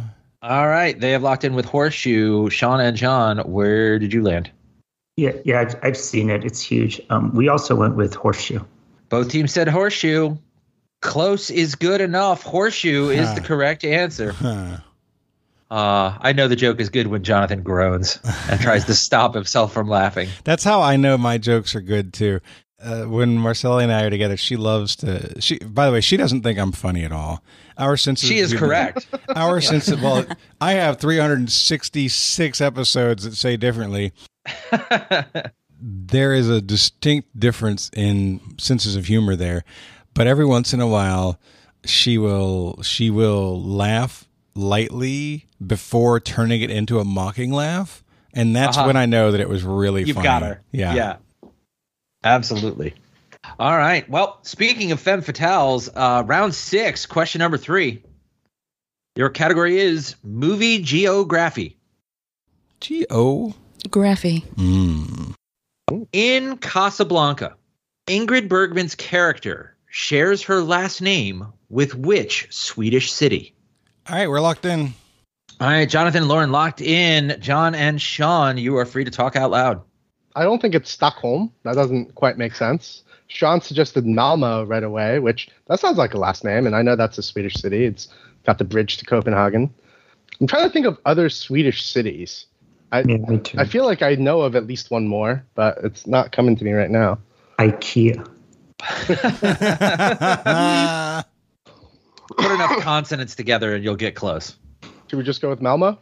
Yeah, I've never seen this movie. I've seen it, but I don't recall much of it. No. All right, so John and Sean are locked in with Malmö, Sweden. Malmo. Malmo, M-A-L-M-O-E. That's how you that does know not it's not a bode right well. answer. Unless Not Malmo is bode right. well. When the host mispronounces the name of your answer because they've never heard of it, you do not have a right answer. Beautiful town. Malmo is what they locked in with. Jonathan and Lauren, where did you end up? We began listing all of the cities that we know in Sweden, and Jonathan wrote down Stockholm. And then the list stopped. Yes, it was a long list. It had lots of letters. Yes. So we said Stockholm because we don't know better. All right, so Stockholm and Malmo are the questions. Out of curiosity, if I had asked for the character's first name, would you have been able to get that? Also, no. No, it's Ingrid Bergman. And we know that Casablanca is in Morocco. I know that. I could have given you that movie geography. Mm-hmm. That is also correct. That's all I know about Casablanca. That and correct Rex. answer. Ingrid Bergman's character, her first name is Ilsa. Ilsa is the first name. Last name is Lund. L-U-N-D. Ilsa, let it go, Ilsa. Let it go. Let it go. Can't hold me back anymore. That is the end of the regular game. Jonathan, score check. At the end of regulation, John and Sean have 180 points, a fantastic showing. And Jonathan and Lauren finished with 125, not a runaway, a totally wide open game, truly, even though there's a lot of points in between. Let's see here. Can they lock us out without risking coming behind us if we bet 0? That is the question. We'll find out in a second. Nick, what's the category for the wagers? Your gauntlet today is brought to us by James Key, the trivia nerd. So thank you, James. Thank you, James Key, the trivia nerd. Hi, Sarah. Your category is We Don't Talk About Bruno. We don't talk about Bruno. No. Okay, Lauren. All right, we've got our wager locked in. All right, guys, our wager is locked in. All right, your gauntlet, once again, brought to us by James Key, the trivia nerd. So thank you, James. Your category is We Don't Talk About Bruno. Your first question. Which yeast leavened-filled bun is common in various Chinese cuisines? Which yeast leavened-filled bun is common in various Chinese cuisines? Okay, we're locked in. All right, we're going to lock in our answer. Your second question. Once again, category We Don't Talk About Bruno. The third largest retailer in the world is which British multinational grocery and general merchandise store? And for fun, I will tell you the answer is not Harrods. God, a second British grocery question. Hate you so much. I was just going to say I liked you until today. That's strictly not true at all. No, she did. She did. Read it again. Yep. The third largest retailer in the world is which British multinational grocery and general merchandise store? Does this include online sales, or is this only in store? I don't honestly know. Because I need to know that. If I'm gonna eliminate Amazon, Walmart, and Alibaba, then I need to know for sure that we're talking about store sales or online sales. I'm going to say it's not online. Okay. Because the answer is not Alibaba, Amazon, or Walmart. And I mean, this is obviously based on the information that I am looking at. That being said, there are no other entries anywhere on the list that are also the rest of the question. So I'm not concerned about accuracy at time of publication. We're going to go ahead and lock in. All right, Jonathan and Lauren are locked in. Sean and John. We don't really know, but we'll lock in. All right. Question number 3. Your category, once again, is We Don't Talk About Bruno. Which language was created by Polish ophthalmologist L.L. Zamenhof in 1887 and intended to be used as a universal second language? Okay. We'll lock in. All right. They are locked in. Jonathan and Lauren, you can talk out loud. For the first word that came to my head, which I knew was wrong, was Esmeralda.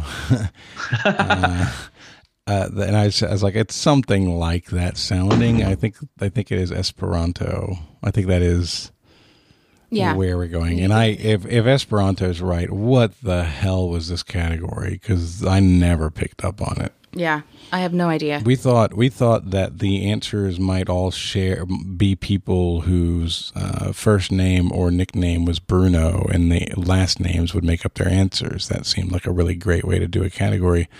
But Esperanto, definitely not a Bruno last name. And that means that none of our logic helped at all. No, yeah. But that's what we got, right? Yep. So we're locking in our answer. All right. Rolling it back to the top. Question number 1. Which yeast-leavened filled bun is common in various Chinese cuisines? John, you were locked in first. What answer did you end up with? Yeah, we really went in the weeds with this one, but we ended up with bao. All right, they answered bao. Jonathan and Lauren, what did you answer? We were trying desperately to think of the bread thing that Kung Fu Panda fights for when he learned to train.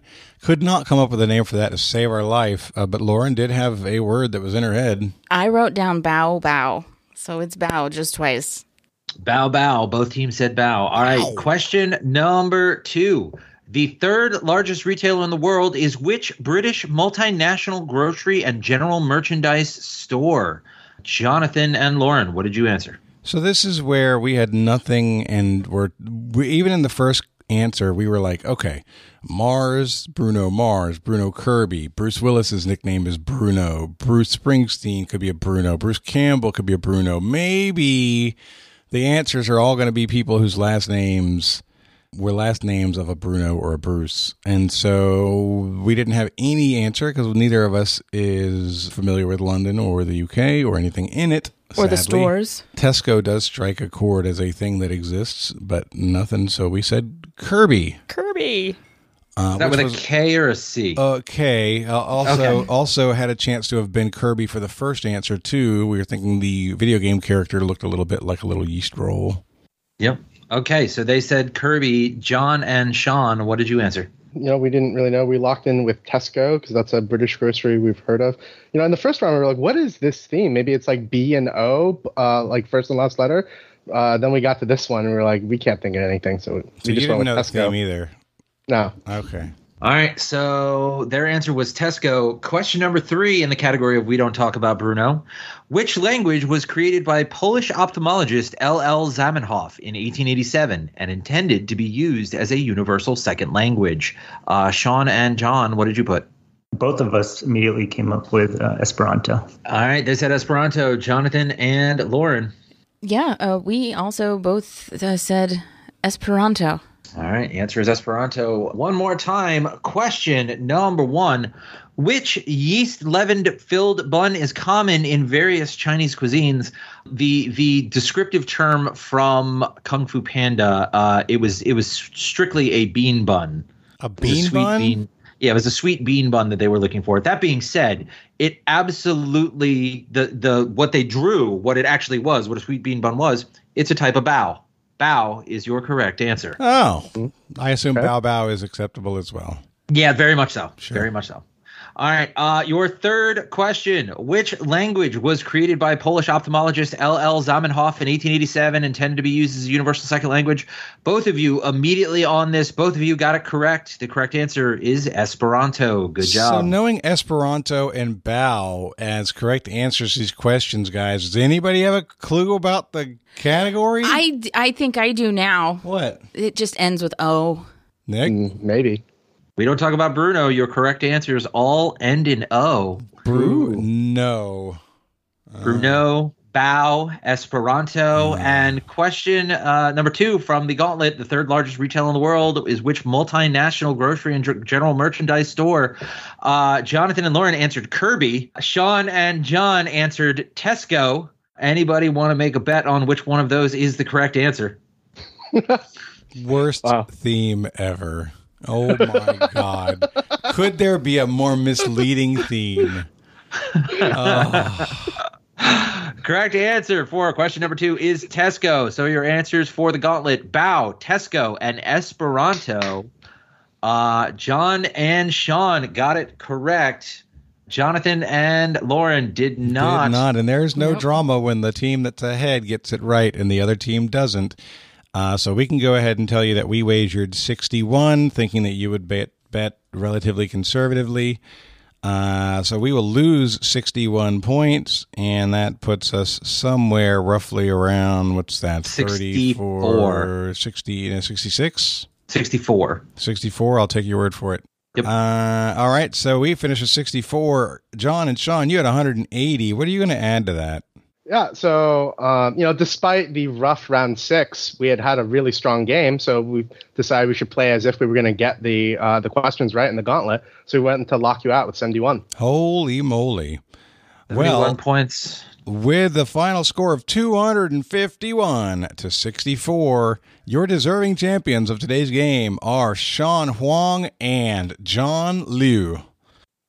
Yeah. Congratulations, guys. What a strong game that was. Yeah, no, I was real happy with how you all did with that. I was laughing when you got in all the answers at the beginning. I cried when you lost the perfect game, and all in all, it was better than cats. I can't believe we got 2 British store questions. Wow. In one game, Nick. So basically the way that happened was I wrote the gauntlet, and then I went back and wrote all the other questions, and when I balanced the game, I did not balance the gauntlet with the rest of the game, which is why I ended up with 2 British store questions in there. Live and learn. All right, guys, before we go, we'd like to give everybody a chance to do shout-outs and promote causes they care about. We will start with our winners. Sean, why don't we start with you? No real cause, just everyone be good to each other. And thanks for having me on the show. Absolutely. No shout-outs? You don't want to say hi to your wife or anything like that? Oh, yeah. Don't get in the doghouse, dude. Who? Thank you to my wife for giving me a few hours to hang out with you guys. Absolutely. And what's her name? Julie. Julie, your wife, Julie. Thank you, Julie. Thanks for letting Sean come over to play. All right, John, your turn.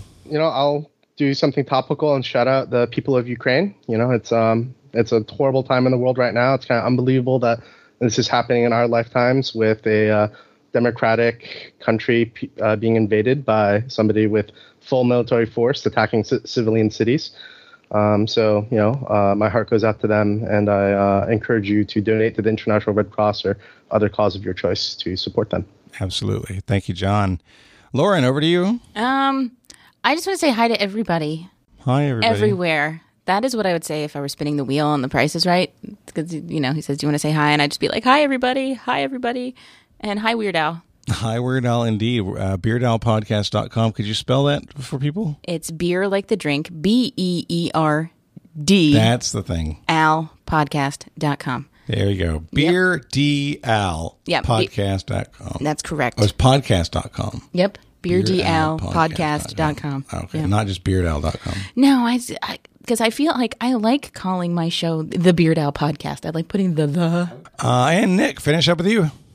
Absolutely. So like I said at the beginning of the show, if you are interested, if you host your own games, if you are looking for the ability to write questions and to get conversation with other people who do the same thing you do, you can go to triviawriters.com, join up for the Discord. All the questions tonight came from members of that community. All of the ones that were bad were mine. So don't judge the community based on one bad member. There we go. triviawriters.com. Love it. And that's going to wrap us up. So for Lauren, for Sean, for John, and for Nick, my name's Jonathan. This has been episode number 366 of Trivial Warfare, where it's not just trivia, it's war. Bye, everybody. Bye. Bye, everyone. Thanks for listening to Trivial Warfare. Be sure to check out the revamped trivialwarfare.com as your one-stop shop to submit questions, join the community, and get access to over 150 archived episodes. Warm It Up was written and performed by Matthew Stevens. This episode was edited and produced by me, Joel Sharpton. For help with your podcast, visit propodcastingservices.com.